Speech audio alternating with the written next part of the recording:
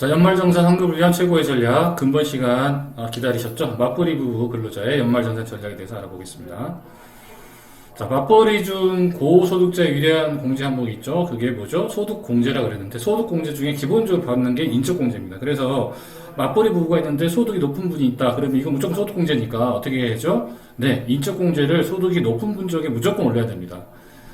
부양가족 인적공제도 마찬가지겠죠. 당연히. 자, 그 다음에 인적공제를 대신 올리는 대신에 교육비와 보험료 세액공제, 다 이게 세액공제죠. 이것도 인적공제를 받는 분에게 같이 세액공제가 적용이 된다. 이 부분은 좀 아셔야 될 것 같습니다. 그래서 맞벌이 중 고소득자에게 유리한 것들은 소득공제인데, 소득공제 중에서도 가장 기본적으로 받는 것들에 대해서 특히 인적공제 관련된 부분들, 이런 부분 누구한테? 네, 소득이 높은 배우자에게 또는 본인에게 공제를 해야 된다라는 부분 명심을 해주시기 바랍니다.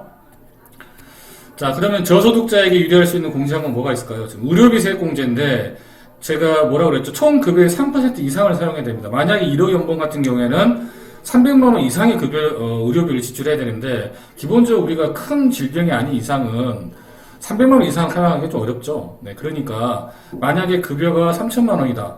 그러면 90만 원 이상만 사용하면 네, 해당이 되잖아요. 예를 들어서 의료비를 300만 원 지출을 했는데 한 분은 연봉이 1억이고 한 분은 3천만 원이에요. 그러면 1억에 해당되는 분은 어차피 의료비 세액공제가 안 되죠. 그러면 어떻게 해요? 네, 당연히 3천만 원인 배우자에게 의료비 세액공제 받을 수 있게끔, 이분 같은 경우 3천만 원인가 90만 원 이상이잖아요. 90만 원 이상에 대한 부분에 대해서 15% 해당이 됩니다. 그래서 의료비 세액공제는 총 급여 3% 이상이니까 그 부분을 잘 비교해서 신청을 해야 될 것 같고요. 그 다음에 신용카드 소득공제는, 이거는 이제 소득공제잖아요. 이 소득공제는 제가 뭐라고 말씀드렸냐면, 전번 시간에 총 급여액의 25%를 넘는 금액에 대해서 공제된다. 즉, 1억 연봉인 분, 지금 3천만 원 연봉인 분, 자, 1억 연봉인 분은 신용카드 토탈, 한 가정의 사용 금액이 2,500만 원이 넘어야 되죠. 그죠? 근데 넘지 않는다고 가정한다면, 3천만 원인 경우에는 25%면 750만 원인가요? 네, 750만 원에 대해서 넘는 금액에 대해서 소득공제가 되기 때문에 어차피 1억 연봉은 안 되잖아요. 그러니까 어떻게 해요? 네, 소득이 낮은 분에게 소득공제가 당연히 넘어가겠죠. 그런데 만약에 굉장히 많이 썼던 1억 연봉인 분의 그 가정이 1억 3천이 갚하면 굉장히 신용카드를 많이 사용할 수 있잖아요. 근데 그랬을 때 급여가 높은 분에게 그분의 그 신용카드를 사용하시기 제일 좋죠. 그렇게 되면 대부분 2,500원 넘어갈 수도 있죠. 예를 들어 3천만 원 사용했다. 그러면 3천만 원이면 2,500원 넘어가니까 500만 원에 대해서 소득공제 한도에 한해서 최대 300만 원 한도죠. 그래서 이제 그런 부분으로 우리가 소득공제를 적절하게 연말정산할 때 신청을 해야 된다. 자, 급여가 적은 쪽이 25%를 채우기가 상대적으로 쉽다. 요거 설명이 이해가 되셨죠? 자, 그 다음에 연금계좌 세액공제입니다. 연금계좌 세액공제, 이건 세액공제예요. 자, 총 급여가 5,500원 이하인 배우자는 세액공제율이 15%, 지방세까지 16.5%입니다. 따라서 5,500만 원 이하인 분이 많이 받는 거잖아요. 그렇죠? 그래서 세액공제는 방금처럼 1억과 예를 들어서 3천만 원이다. 그러면 3천만 원인 분에게 연금계좌 세액공제 받게 해주면 15% 납입한 금액에 예를 들어서 400만 원 납입했다 그러면 15%인 60%, 16.5%면 조금 더 올라가겠죠. 그 66만 원 정도가 그렇게 해서 공제를 받을 수가 있다라는 겁니다. 그리고 만약에 그 이상자는 얼마? 12% 그리고 주민세까지 합하면 지방세죠. 자, 13.2%입니다. 그래서 소득이 높은 분은 공제율이 더 작다라는 부분을 좀 이해하시고, 연금계좌 세액공제는 총 급여가 낮은 분에게 유리할 수 있다. 공제율이 높기 때문에 이렇게 이해하시면 될 것 같고요. 자, 의료비와 학원비, 교복구입비는 세액공제와 신용카드 공제가 중복이 불가능하기 때문에 한 가지를 잘 선택해서 하셔야 되겠죠. 자, 근데 신용카드 공제에서 빠지기 때문에 우리가 이 부분은 신용카드 소득공제할 때 계산할 때 25%를 계산할 때 이 학원비와 교복구입비를 신용카드 구입했을 때는 그 금액에서 빠지기 때문에 이 25%를 넘기는데 또 약간 제한적인 부분도 있을 수 있다는 부분, 이 부분을 잘 명심을 해야지만이 전략적으로 잘 세워서 우리가 절세를 할 수 있다, 세금을 환급받을 수 있다, 이렇게 말씀을 드리겠습니다. 자, 소득공제, 세액공제가 누구한테 유리한가에 대한 부분은 제가 첫 시간에도 설명을 드렸습니다만은, 만약에 400만 원에 대한 공제를 했을 경우에 실효세율이 10%인 구간에 있는 분들 같은 경우에는 소득공제가 40만 원, 즉 실효세율이 바로 적용이 돼서 400만 원에 대한 10%인 소득공제가 40만 원밖에 되지가 않는다는 거죠. 그런데 실효세율이 30%인 구간인 분은 바로 30%가 400만 원대에서 적용이 돼서 120만 원에 대한 혜택이 있게 되고, 만약에 이 두 분이 세액공제가 일률적으로 15%라고 가정한다면 60만 원, 각각 60만 원 받게 되는 거죠. 자, 소득공제 실효세율이 10%인 구간에 있는 분이 소득공제 40만 원을 받는데, 만약에 이렇게 세액공제로 넘어갔을 경우에는 플러스 20만 원의 세금의 환급이 더 이루어질 수 있는 거고요. 또 실효세율이 30%인 구간인 분은 소득공제가 세액공제로 전환됨으로 인해서 오히려 60만 원을 손해보는 그런 세금의 감소 효과가 나타나기 때문에, 이런 부분들은 결국 실효세율이 높은 구간에 있는 분들이 소득공제가 유리하다는 부분에 대해서 말씀을 드렸습니다. 다만 소득공제가 유리하긴 하지만 특히 신용카드 사용 공제액과 그리고 의료비 사용 공제액은 일정 총 급여액의 몇 퍼센트 이상, 즉 신용카드는 25% 그리고 의료비는 3% 이상을 사용해야 되기 때문에 이 부분은 조금 더 얼마를 사용했냐에 따라서 차이가 많이 나서 결국은 시뮬레이션을 해보고 어느 맞벌이 중에 어느 부분이 유리한지를 잘 선택해서 판단해서 선정을 해서 연말정산을 받는 게 좋다라고 말씀을 드릴 수가 있겠습니다. 자, 신용카드를 많이 사용한 경우에 대해서 우리가 먼저 한번 알아보면요. 자, 만약에 예를 들어서 남편의 신용카드 사용액이 1250만 원이고 아내가 2500만 원일 때 한번 이 사례를 가지고 한번 계산을 해보겠습니다. 남편이 4000만 원의 연봉이고요. 아내가 1억의 연봉입니다. 그러면 남편은 지금 현재 37세액이 380만 원 정도 나오고요. 아내는 2550만 원 정도 나옵니다. 그러면 두 분이 합한 금액, 즉 남편에게 신용카드 사용액을 몰아줬을 때 소득공제 최대 300만 원 받는다고 가정하고요. 그렇게 되면 두 분이 합한 어떤 결정세액이 2,936만 원 정도가 나오게 됩니다. 그렇죠?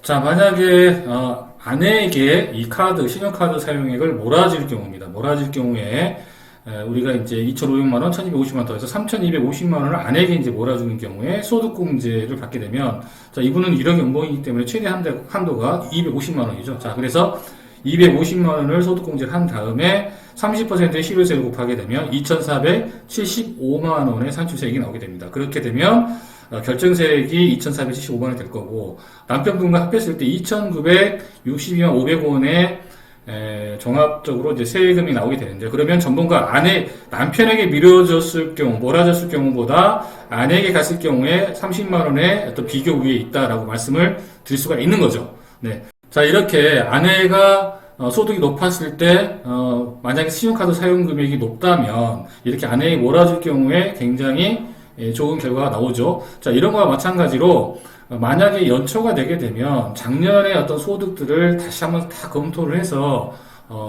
어떻게 적용을 할 것인지에 대한 부분을 우리가 미리미리 고민해서 할 필요가 있다. 만약에 내가 연초에 정말 그 큰 어떤 물건, 예를 들어서 뭐 소파를 바꾼다거나 뭐 농을 바꾼다거나 이런 여러 가지 큰 금액을 사용해야 되는 그런 상황이 있을 때는 한쪽으로 벌써 미리 계획을 세워서 몰아줄 계획을 갖고 카드를 이렇게 사용하시는 게 올바른 세금의 혜택에 대한 부분도 같이 받을 수 있는 그런 절세 전략이다, 이렇게 말씀을 드릴 수 있겠습니다.